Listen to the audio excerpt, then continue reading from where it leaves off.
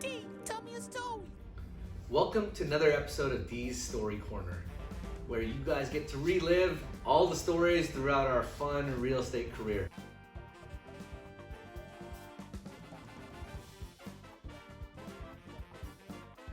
Today's episode is called Nini Finds His Courage. So, in case you don't know who Nini is, that's Anil. Some people in our office call him Nini. I call him it every so often, but sometimes it doesn't feel right. But anyways, we're looking at a house in East LA. We contacted the agent and they said, hey, you know what? The house has been on the market for a minute.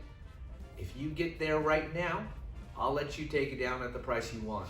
And I remember telling me, hey, we got to go to this house and we got to check it out because we can get this at an awesome price, right? So I remember driving to the area, and as soon as we get to the area, kind of sketchy area, right? Kind of sketchy street, definitely sketchy house. As we pull up, everything's boarded up. I could literally see the holes in the ceiling, right? So you can see the sun gloom or whatever falling through the ceiling into the house. That's all boarded up. It was a duplex at the time, right? And then it looked like a crazy flop house, drug house, right? And I remember pulling up and saying, we gotta get out, we gotta check this thing out. We only have right now to check this out and get this house at an amazing price, right? And as I step outside, I look around and I hear what sounds like people in the house or running even outside of the house. I don't know what's going on. I'm just like, yo, Nee, I think you need to be prepared. I don't know what's inside the house. I don't want us to be stabbed by a needle, taking on some people, whatever it is, or walking into home cooked meal. I have no idea what's going on in there, right?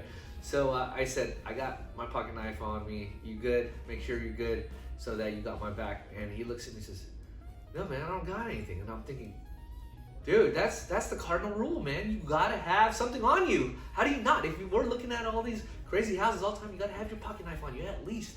You gotta have your mace or pepper spray, whatever it is, right? You just gotta have something on you. And he goes, I don't have nothing. And then he puts up his hand and said, these aren't enough. And I was like, those aren't enough? I'm like thinking, we need to give this guy some confidence right now, real quick. So I pop open my trunk and I'm trying to figure out something to make him feel confident. I have an umbrella. I'm like, nope. I pull out a measuring tape, because everyone's got to have measuring tape. Nope. No, wait, what's he going to do? Is he going to cut someone with the sides of the measuring tape? No. I got a jacket. And then as I'm looking through everything, I remember on the side of my door, I actually have something, right? On the side of my door, I pull out, boom, my butterfly knife, right? And I said, have you ever used one of these? He says, no. I said, well, be very careful. It's very sharp, right? I got a butterfly knife, hold on to it. Only use it or open it up if we get into some ish, right? And you could see his face. I said, oh, he got real excited. He started doing these little kicks in the air and feeling like we're good to go. And I'm like, that's the confidence I like to see. And as we go through the house, right, you could tell people were there. They just left. You could see food on the ground. You could see needles on the floor. And we're going through, and I'm like, Nee, you good? He's like, yeah, I'm good. We can handle whatever happens. And, it wasn't that crazy going through the house now that your partner has confidence. And by the way, you should never go into a house alone, especially if you're unsure about things in real estate. That's just something you just got to do, right? Unless you are like Van Damme or something, don't go in there by yourself, right? So as we ended up walking out of the house, I told him, hey, you know what? We're going to get this house at a good deal. Thank you for going in. We're going to call the agent up and let him know we like it, right? And I said, how do you feel? He goes, I feel good now that I had, your little knife with me. And I was like, thanks, man. Let me have it back. And I remember as he gave it back to me, I smiled at him. I opened it up and I started combing my hair. He was like, it's a comb? I was like, yeah, man.